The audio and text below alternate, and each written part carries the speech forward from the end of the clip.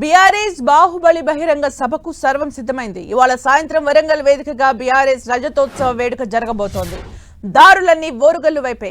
బండెనక బండి కట్టి కారెనక కారు పెట్టి రజతోత్సవ సభకు కథనోత్సాహంతో కదులుతున్నారు గులాబీ శ్రేణులు. రాష్ట్రమంతా గులాబీ సభపైనే చర్చించుకుంటోంది. ప్రత్యర్థి పార్టీలు సైతం ఈ సభపైనే మాట్లాడుతున్నాయి. సభకు 100 కోట్లు ఎక్కడి నుంచి తెచ్చారని ప్రశ్నిస్తున్నాయి. మరోవైపు ఓరుగల్లు ఘర్షణకు ముందే విపక్షాలు తర్జన భర్జన పడుతున్నాయని కారు నేతలు కౌంటర్లు ఇస్తున్నారు.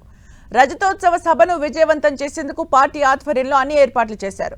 దాదాపు 1200 ఎకరాల్లో ఏర్పాటు చేసిన సభలో సభావేదికపై 400 మంది కూర్చునేలా ఏర్పాట్లు చేశారు. ఈ భారీ బహిరంగ సభలో మాట్లాడేది ఒకే ఒక్కరు, అది బీఆర్ఎస్ అధినేత కేసీఆర్.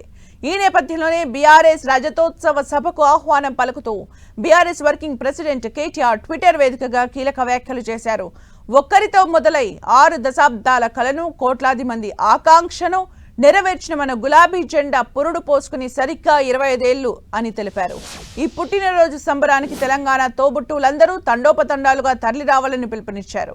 తెలంగాణ జాతిపిత కేసీఆర్ చారిత్రక ప్రసంగాన్ని కల్లారా వీక్షించాలని మీ బిడ్డగా ఆత్మీయంగా ఆహ్వానిస్తున్నాను అని కేటీఆర్ ఎక్స్లో రాసుకొచ్చారు. మొత్తానికి తెలంగాణలో 16 నెలల తర్వాత గులాబీ నేతల్లో ఉత్సాహం ఉరకలేస్తోంది. 25 ఏళ్ల పండుగకు ఊరువాడ కదిలిందంటున్నారు బీఆర్ఎస్ నేతలు. ఇప్పటి వరకు ఒక లెక్క, వరంగల్ సభ తర్వాత మరో లెక్క అంటున్నారు. సిల్వర్ జూబ్లీ సభతో సత్తా చాటుతామంటున్నారు గులాబీ నేతలు. ఇప్పటికే వరంగల్ అంతా గులాబీమయంగా మారింది. ఎలకతుర్తి సభా ప్రాంగణం కొత్త రూపును సంతరించుకుంది.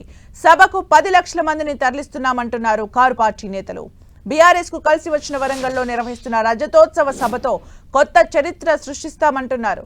ఉమ్మడి వరంగల్తో పాటు సమీపంలోని ఉమ్మడి కరీంనగర్, నల్గొండ, ఖమ్మం జిల్లాల నుంచి ప్రధానంగా జన సమీకరణ చేపడుతోంది.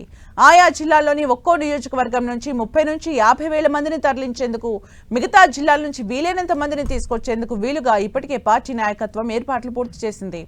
మరోవైపు బీఆర్ఎస్ సభపై బీజేపీ నేతలు విమర్శలు గుప్పిస్తున్నారు.